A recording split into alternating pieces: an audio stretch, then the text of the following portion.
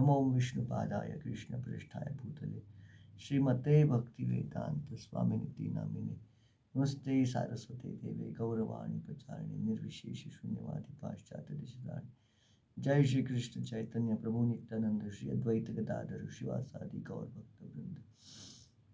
हरे कृष्ण कृष्ण कृष्ण हरे हरे, हरे राम राम राम हरे हरे। हरे कृष्ण। ऋषिकेश, इसका अर्थ है इंद्रियों के स्वामी। श्रीमद् भगवद गीता के प्रथम अध्याय की शुरुआत में श्री प्रभुपाद ऋषिकेश शब्द की व्याख्या करते हैं। कैसे? श्री प्रभुपाद कहते हैं ऋषिकेश मतलब कि समस्त इंद्रियों के स्वामी। इंद्रियों के स्वामी मतलब हमें पता है कि हमारी इंद्रियां हैं, हमारी इंद्रियां हमारे लिए कार्य करती है, हम इंद्रियों के स्वामी हैं। भगवान की भी इंद्रियां हैं, भगवान इंद्रियों के स्वामी हैं। बट यहाँ पे प्रभुपाद कहते हैं केवल भगवान अपनी ही नहीं, समस्त इंद्रियों के स्वामी हैं। सारी मतलब समस्त इंद्रिया, इवन हमारी इंद्रिया के स्वामी भी भगवान ही है। इसलिए इनका नाम है ऋषिकेश, समस्त इंद्रिय के स्वामी भगवान ऋषिकेश। तो थेरोटिकली क्या होना चाहिए? इन इंद्रियों को भगवान की सेवा में इस्तेमाल करना चाहिए। भक्ति की परिभाषा में भी यही कहा जाता है ना, ऋषिकेण ऋषिकेश सेवनम भक्ति रुच्यते। ऋषिकेश भगवान इंद्रियों के स्वामी क्यों? स्वामी की इंद्रियों के द्वारा सेवा करना यही भक्ति है। तो इस तरह से इंद्रियों को भगवान की सेवा में लगाना आवश्यक है। बट एक्चुअली हम लोग मैक्सिमम हमारी इंद्रियों को हमारी सेवा में लगाते हैं। एक्चुअली इंद्रियों को भगवान की सेवा में लगाना आवश्यक है, भगवान की सेवा में नियोजित करना है। सो इन इंद्रियों के द्वारा जब भगवान की सेवा होती है, एक्चुअली जब भक्ति करते हुए हम लोग परिशुद्ध हो जाते हैं, बिकम प्यूरिफाइड, एंड ऐसी अवस्था में हमारी इंद्रियों के द्वारा भगवान की सेवाएं की जाती है। हमारी इंद्रिया भगवान की सेवा में संलग्न हो जाती है।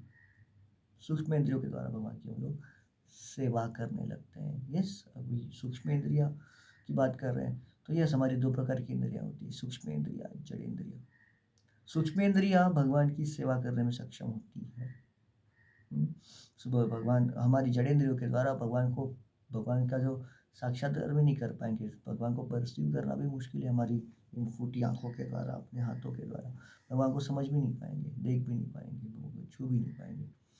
इसलिए सूक्ष्म इंद्रियों के द्वारा भगवान की सेवा की जाती है। और वो भक्ति के द्वारा परिशुद्ध होने के बाद जब हमारी सूक्ष्म इंद्रिया एक्टिवेट हो जाती है तो उनके द्वारा ये सेवा की जाती है।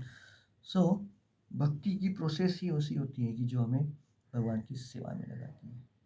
ऑफ कोर्स जब कोई व्यक्ति भगवान के नाम का जप ध्यानपूर्वक, कृतज्ञतापूर्वक करता है, तब जाकर उसकी जो भौतिक इंद्रियाएं जो होती है वो नम हो जाती है, या फिर उसको कहते हैं वो सुप्त हो जाए, वो शांत हो जाती है। भौतिक इंद्रियां जो है वो हमें अलग अलग जगहों पर, अलग अलग स्थितियों में, अलग अलग भोग वासनाओं के पीछे बहका रही है, भटका रही है, खींच खींच के ले जा रही है। सो इन इंद्रियों को शांत करने का कार्य तब होता है जब हम लोग भगवान के नाम का जाप ध्यानपूर्वक और कृतज्ञता पूर्वक लेते हैं, प्रेम पूर्वक लेते हैं। जैसे रूप गोस्वामी कहते हैं कि हमारी इंद्रियों, तब जाकर हमारी इंद्रिय जो है वो भगवान के नाम का आस्वादन कर पाती है। तुंडे तांडविनीम तनु मृत्युनिते तुंडावली लब्धये। अनेक जिह्वाओं की इच्छा मैं करता हूँ। करणे क्रोडकरम घटयते करणाभुदेभ्य परम। जो अनेक कानों की आवश्यकता है।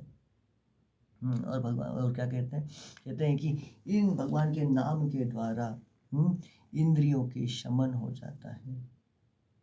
इंद्रियार्थान परा, इंद्रियों को शांति हो जाती है। जो हमारी भौतिक इंद्रियां जो होती है वो इस प्रकार से नम हो जाती है, शांत हो जाती है, जो अनेक वासनाओं के पीछे भाग रही है। जब ये भौतिक इंद्रियां शांत हो जाती हैं तब जाकर इस सूक्ष्म इंद्रियों के द्वारा हम भगवान की सेवा कर पाते हैं।